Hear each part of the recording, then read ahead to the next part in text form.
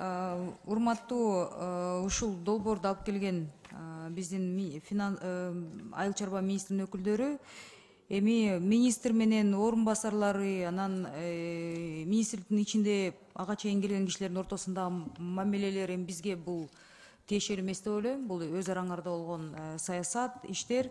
Бирок тең бул жерде бир нече суроолор бар да.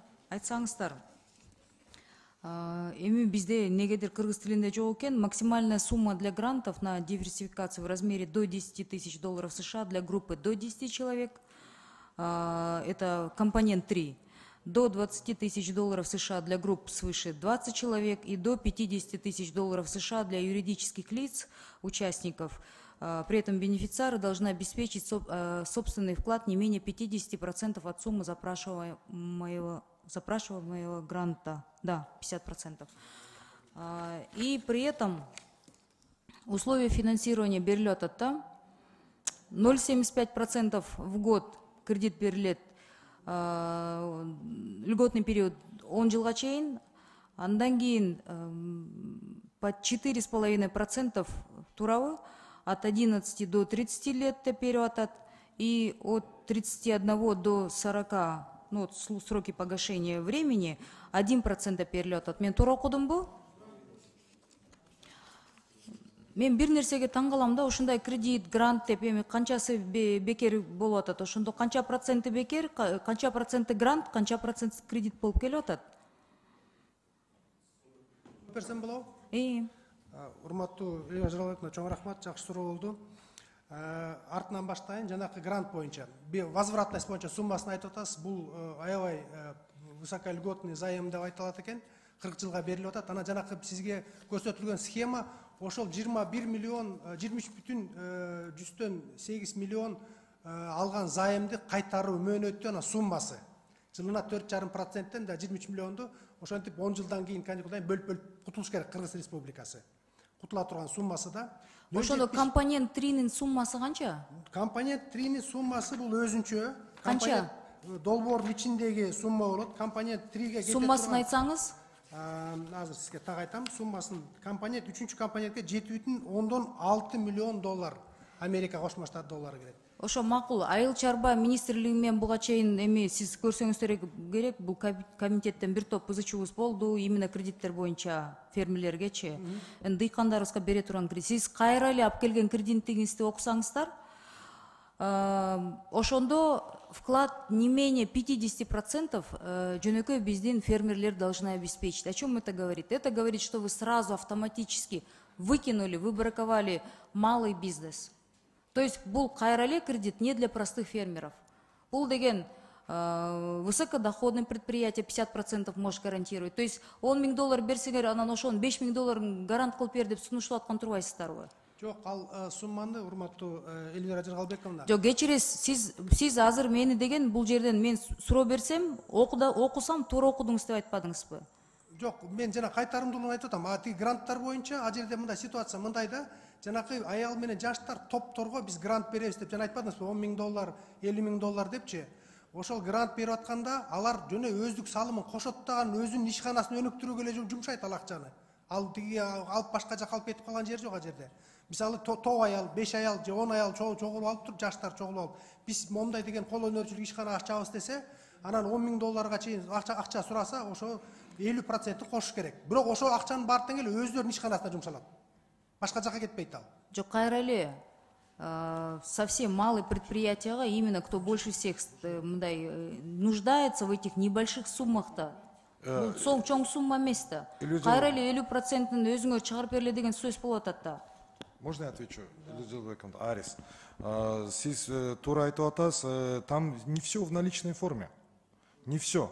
По пониманию того, что 50% это собственный вклад, это будет прорабатываться с каждой группой отдельно. То есть где-то будет наличный вклад, где-то будет, например, покупка швейных машин. А если, например, скажем, я помещение... очень извиняюсь, вы кто? Я координатор проектов, сельхозпроектов Арисе. Аты жөнүңүз ким? Нуржанов Бакыт. Ким? Нуржанов Бакыт. Бакыт Мырза, мындай да, когда вы приносите к нам законопроекты, надо четко и конкретно все прописывать. То, что сейчас депутат как прочитал, Вы думаете, в регионах они будут по-другому воспринимать? И это вы оставляете на свое усмотрение, значит, кааласам, каалагандай алчайм деген сөз болуп калды да. Кааласам жаккан кишиге айтам, сен тигини коесуң, кааласаң тиги акчалай бересиң, кааласаң мындайды залог кылып коесуң. Эмнеге четко сразу прописано алып келбейсиздер анда?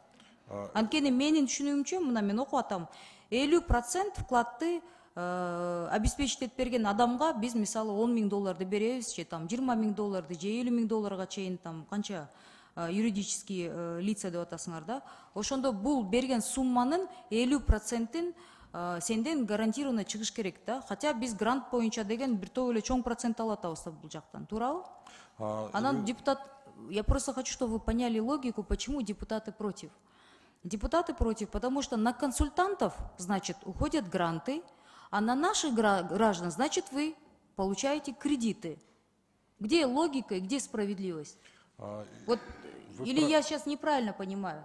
Консультанты, значит, будут получать деньги, которые они, и причем это консультанты, зачастую иностранные консультанты, я не знаю, может и наши консультанты, на них мы затрачиваем гранты, а на своих граждан, на тех, кто черным трудом в регионах зарабатывает, маңдай теримен кара жумуш болуп тапкандарга аларга деген кредит 50%-ин коюп берди атабыз.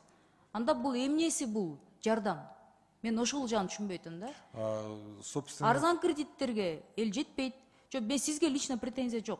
Жалпы система боюнча арзан кредиттерге эл жетпейт. Айыл чарба министрлери алып келип, анан ортодо дагы мына депутаттарды азыр интрига кылып экиге бөлүп атасыңар. Министр каршы болот, министр депутаттарга чалып айтып атат, буну колдобогула деп.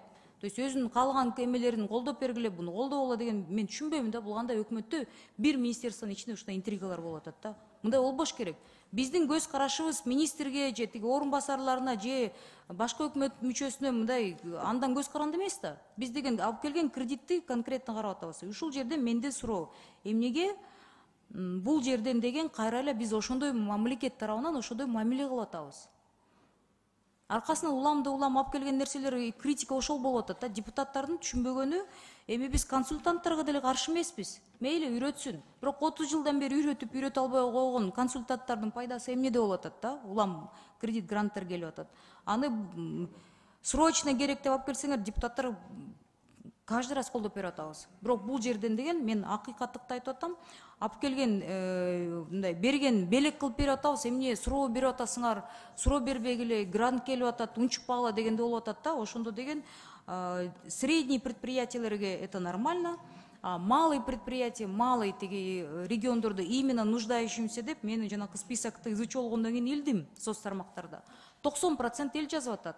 Руслан мырза, анда сиз баягы биз ошону талкууладык сиз менен финансы министринин өкүл мындай орун басары катарында, өкүлү катарында карап көрүңүздөр. 90% комментарий жазган элдердин бул деген фейктер эмес. Биздики бирде болсо эле бийликти жамандайт же депутаттар жамандайт, фейктер деп айтабыз да. Фейктер эмес, тирүү адамдар. Мага абдан көп адамдар кайрылып атат. Ошо бекерин айтып бергилечи, биз барып алайлы деп. Бир дагы мен алдым деген адам жок да. Ошону мен суранат элем. Бул жерде кайралап келген кредит грантыңардан максимальная сумма для грантов деп жазылып атат 10 000, анан 50 000 долларга чейин. Бирок 50%-ин гарантированно дыйкан болсо, мисалы, гарантированно коюп бериш керек, же бизнесмен болсо гарантированно коюп бериш керек. И тем более, уважаемый Бакыт мырза, мына жазып атасыз. Ожидаемый результат. 4500 сельских женщин и молодежи. Показатель деп атасыз да. На сегодняшний день в регионах 99% наших женщин, на них не оформляется ни недвижимость, ни фермерские хозяйства, у них нет денег и счетов в банке. Ажырашканда эмнеге биздин аялдарыбыз эчтеке сталада калып калатышат, анан деген терпят побои и унижение. Потому что 99% наших женщин, на них никакое имущество не регистрируют наши уважаемые мужчины. В регионах это очень сильно показатель. Анан сиз айтып атасыз, аялдар алат деп. Аялдар залогко эмнени коюп беришет? Үй жок болсо, үй кайненесинде же күйөөсүндө болсо, коросунда оокатын баары туугандарында, күйөөсүнүн туугандарында болсо, мал эчтекеси жок. Швейный машинка алса дагы и то там она под залог кем-то, на кого-то. Как это вот женщины получат? Мне очень интересно, сельские женщины получат атасыңар. Молодежь, жаңы стартапер башталса, у него вообще ничего нет. Где ваша целевая группа? Как вы это будете обеспечивать, я не понимаю. В теплом кабинете, когда пишутся гранты, и потом сейчас говорить депутатам, мы сейчас не можем это назад вернуть, Эми Тамчыбек Түлеев мырза, мен сизге каршылыгым жок. Сиз боюнча да мага чалып, менин досторум да сурап атышат, жакшы бала экен, колдоп бериңиздер, ортодо тигиндей мындай болуп атат деп мен түшүнүп атам. Бирок бул мен суроо берген конкретно по факту. Когда вы приносите, когда вы оспариваете или спорите там с Всемирным банком, там, валютным фондом, вы говорите как есть. У нас женщин нету недвижимости в регионах. Ладно, в городе, не знаю, как-то другая ситуация, работающих больше, да, в регионах. И то же самое, молодежь, они на первичку получить, чтобы на стартап, у них тоже нечего заложить там, нечего принести. А как? Сейчас колдоп беребиз. Ну а как? Как по факту это будет работать? Пожалуйста, когда ходите, уважаемый Руслан Мурза, вы когда ходите, встречаетесь с банками, с Всемирным банком, Международным валютным фондом, пожалуйста, вот эти вещи доносите и объясняйте. Это очень спорный момент, и я думаю, что опять-таки результат Кагельгенде, большая часть вот этих вещей в реализации токтоп калат, да? Эльвира Дергалбековна, совершенно верно. На консультационные услуги мы не превышаем 10%. Это так есть. Мы стараемся всегда и говорим Всемирному банку, Международным финансовым институтам, что депутаты не поддерживают. Но, к сожалению, здесь, конечно, больше этого, и что консультационные услуги. Поэтому сейчас тяжело сказать, все зависит от вас, если поддержите. У депутатов нет, скажем так, претензий, не было бы претензий, если на местах вот эти все кредиты и гранты за 30 лет доходили бы до конечного адресата. Депутаты речкимся сурама места, Бог с ним, за услуги получают, ну такие условия. Но по факту, когда вы выторговываете в условия, вы же спорите, разговариваете с ними. И когда вы говорите, женщины получат, женщин, которые в селах, на них ничего не регистрируется, поэтому они терпят годами эти унижения и побои, и потом их убивают, как в 2020 году, в январе было. И только потом общество обращает внимание. И в большей степени здесь они не получат эти кредиты и гранты. Кто их получит, я не знаю. То есть, когда вы будете обсуждать в двусторонних встречах, надо говорить правду и как есть. Спасибо.